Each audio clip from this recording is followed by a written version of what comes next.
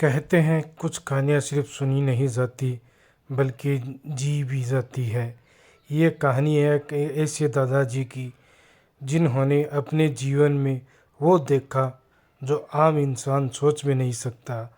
एक जिन, एक हवेली और एक ऐसी कसम जो पीढ़ियों तक पीछा नहीं छोड़ती।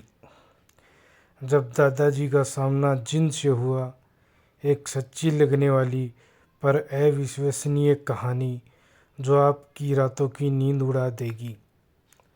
फ्रेंड्स, नमस्कार दोस्तों, मैं आपका दोस्त RJ10 स्टोरी एक्सप्लोरर लेके आया हूँ एक ऐसी ही सनसनी और खौफनाक कहानी, दादाजी का सामना जिन से। राजस्थान के रेगिस्तान इलाके में बसा था एक छोटा सा गांव खेजड़ला। यहाँ न तो ज़्यादा आबादी थी और न ही आधुनिक सुविधाएं, पर लोगों में अपनापन और कहानियों का खजाना बहुत था, खासकर बुजुर्गों के पास। मेरे दादाजी का नाम गुलाम अली खान था। ऊंचे लंबे, सादा जीवन और कड़क आवाज़ वाले इंसान। उनका बचपन उसी गांव में बीता था। रात के समय चूल्हे की आग के सामने बैठकर बुजुर्गों से कहानियां सुनना उनका पसंदीदा काम था। पर एक कहानी थी जिसका जिक्र आते ही गांव के लोग चुप हो जाते थे। वो थी काले कुएं की जिन की कहानी। गांव के बाहर एक पुराना कुआं था जो अब इस्तेमाल में नहीं लिया जाता था। कहते थे कि कोई वहां गया तो वापस लौट कर नहीं आया। कुछ ने कहा वहां जिन रहता है, कुछ ने कहा वह वहां शापित आत्माएं हैं। पर दादाजी जैसे निडर लोगों को इन बातों से कोई फर्क नहीं पड़ने वाला था। एक रात की बात है, गर्मियों के दिन थे जब गांव में लाइट नहीं होती थी। पूरा गांव अंधेरों में डूबा हुआ था। दादाजी की उम्र उस वक्त लगभग 30 साल के करीब थी। वह अपनी बैलगाड़ी से पास ही के गांव से लौट रहे थे। रास्ता बिल्कुल सुनसान और रात पूरी काली हो थी। पूरी तरह सन्नाटा छाया हुआ था। चलते चलते बैलगाड़ियों के बैल अपने आप रुक गए। न वो आगे बढ़े न वो पीछे बढ़े। दादाजी ने अपना चाबुक भी उठाया, पर बैल थे कि वो अपनी जगह से हिलने को तैयार ही नहीं थे, न आगे न पीछे। और तभी उन्हें कुएं की ओर से एक धीमी सी आवाज़ आती हुई सुनाई दी, जैसे कोई फुसफुसा रहा है। उन्होंने ध्यान से दिया तो महसूस हुआ कि कोई उन्हें नाम लेकर पुकार रहा है, गुलाम अली खान। दादाजी ने अपनी मशाल जलाई और देखा कि कुएं के पास एक लंबी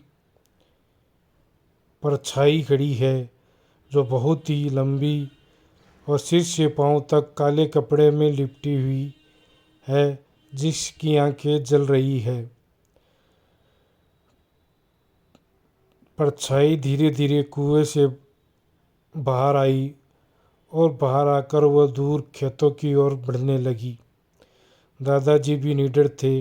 उन्होंने हिम्मत दिखाई और उसका पीछा करना शुरू किया। वो परछाई आगे आगे चलती गई और दादाजी बिना डरे उसका पीछा करते रहे। वो परछाई जैसे जानबूझकर दादाजी को अपने पीछे बुला रही थी। खेतों के पार एक पुराना सा खंडर नुमा हवेली है जहाँ दशकों से कोई नहीं गया। वह परछाई उस हवेली में घुसी और अचानक कहीं गायब हो गई। दादाजी भी निडर थे। उन्होंने हिम्मत करके उस हवेली का दरवाज़ा खोला, जिसके अंदर घना अंधेरा था उन्होंने मसाल आगे की और आगे बढ़े तो तभी दरवाज़ा खुद ब खुद बंद हो गया।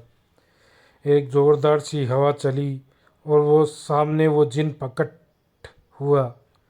उसका चेहरा इंसानों जैसा नहीं था, नाक चपटी थी, आंखें अंगारे जैसी जल रही थी और उसके पैर पीछे की ओर मुड़े हुए थे। जिन ने कहा, तुमने मेरी सीमा लांघी है, अब मैं तुम्हें वापस जाने नहीं दूंगा। पर दादाजी भी कहाँ डरने वाले थे। उन्होंने अपनी जेब से पीर बाबा का दिया हुआ तावीज़ निकाला और ज़ोर ज़ोर से कुरान की आयतें पढ़नी शुरू की। हवेली में गूंज उठी जवालाए और जिन चीखता हुआ गायब हो गया। उसके बाद दादाजी वहीं बेहोश हो गए। जब होश आया तो गांव के मंदिर के पास लेटे हुए थे। किसी ने उन्हें वहां तक पहुंचाया था, पर कौन था किसी को नहीं पता। इसके बाद दादाजी को अक्सर सपनों में उसी जिन की को देखते थे और वो हर बार एक ही बात कहता था, तुमने मुझे रोका है गुलाम खान, मैं अब मैं तुम्हारे खून का भी इंतज़ार करूँगा। गांव के मौलवी साहब ने उन्हें सुझाव दिया कि गुलाम खान 40 दिन तक नमाज और रोज़े रख और साथ ही साथ एक ख़ास बात का जिक्र करता रहा कर, जिससे जिन की पकड़ कमज़ोर पड़ जाएगी। दादाजी ने वो सब किया जो मौलवी साहब ने उन्हें बताया था, पर उसके बाद भी उसे वो सपना हर 7वें दिन आता था और उन्हें डरा जाता था। एक दिन गांव में अचानक अजीब घटनाएं होने लगी। बच्चों का गायब होना, रातों में किसी की चीख सुनाई देना और मवेशियों का बीमार पड़ना। दादाजी समझ गए कि वो जिन अब वापस तबाही मचाने आया है। दादाजी ने गांव वालों को इकट्ठा किया, उन्हें पूरा सच बताया। कुछ लोग डर गए, कुछ लोगों ने उनका मजाक उड़ाया, पर गांव के बुजुर्गों ने उनका साथ दिया। एक रात मिलकर सब ने मंदिर, मस्जिद और पीपल के पेड़ के पास दिए जलाए और ताबीज़ बांटे। दादाजी अकेले उस हवेली में गए, साथ में सिर्फ एक ताबीज़ और कुरान शरीफ और बहादुरी का जज्बा। उन्होंने जिन को ललकारा। जिन फिर सामने आया। अब वह और भी भयावह और खतरनाक खौफनाक था। उसके 4 हाथ, 2 सिर और पूरा शरीर जलता हुआ प्रतीत हो रहा था। दादाजी ने सदे हुए स्वर में कुरान की आयतें पढ़ना शुरू की। जिन फिर से चीखा, गुर्राया, बोला, तुम मुझे नहीं रोक सकते गुलाम खान। पर दादाजी ने नहीं रुके और उनकी आवाज़ बढ़ती गई और कुरान की आयतें पढ़ते गए। थोड़ी ही देर में जिन पिघल गया और वो मानो धुएं में बदल गया। आखिर में वो चीखते हुए बोला, तुम जीत गए गुलाम खान, लेकिन मैं लौटूंगा किसी और रूप में। उसके बाद गांव में सब कुछ सामान्य हो गया। गायब बच्चे भी मिल गए, डरावनी घटनाएं भी बंद हो गई। पर दादाजी तब से बदल गए थे। अब वो शांत रहते थे, कम बोलते थे और हमेशा रोज़े नमाजों में लगे रहते थे। किसी ने कभी नहीं पूछा कि उस रात उनके साथ क्या हुआ, क्योंकि उनकी आंखों में अब भी वो डर झलकता दिख था। कई सालों बाद जब उनकी मृत्यु हो गई तो उनके तकिए के नीचे एक तावीज़ मिला, जिस पर अरबी भाषा में लिखा था, मैं अभी भी देख रहा हूँ। मैंने ये कहानी पहली बार तब सुनी जब मैं 15 साल का था। दादी ने मुझे बताया वो भी अधूरी। पर असली झटका तब लगा जब मैं खुद उस काले कुएं के पास गया, सिर्फ देखने के लिए कि आखिर क्या माजरा है। मैंने वहाँ फिर से वही परछाई देखी जो मेरे दादाजी देखा करते थे। मेरी रीढ़ में ठंडक दौड़ गई, पर वो परछाई मेरी नहीं थी। वो ऊंची थी, काली थी और धीरे धीरे मेरे कान में फुसफुसाई, गुलाम मलिक का खून है, अब तेरा नंबर है। मैं दौड़ा हुआ घर भागा और दादाजी की पुरानी संदूक से वही ताबीज़ निकाला। तब से वो हमेशा मेरे पास है। कभी कभी रात के सपने में वो जिन मेरे भी आता है, पर मैं अब तैयार हूँ, क्योंकि मेरे पास दादाजी का दिया हुआ ताबीज़ और अल्लाह का कलाम है। ये एक अंत नहीं, ये एक नई शुरुआत है।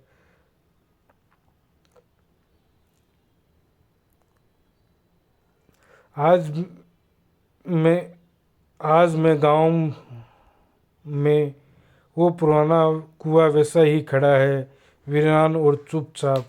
कुछ कहते हैं अब वहाँ कुछ नहीं बचा, पर कुछ की आंखों में आज भी एक परछाई तैर जाती है। दादाजी अब नहीं रहे, पर उनकी कहानी आज भी जिंदा है। मैं अब भी हर रात तावीज़ अपनी तकिए के नीचे रख कर सोता हूँ, क्योंकि वो जिन शायद अब मेरी बारी का इंतज़ार कर रहा है। अगर ये कहानी आपके रोंगटे खड़े कर गई हो तो लाइक, शेयर और सब्सक्राइब ज़रूर करें। और हाँ, अगली बार जब आप पुराने कुएं के पास आएँ तो किसी की फुसफुसाहट पर ध्यान न दें। तब तक के लिए जय हिंद, जय भारत।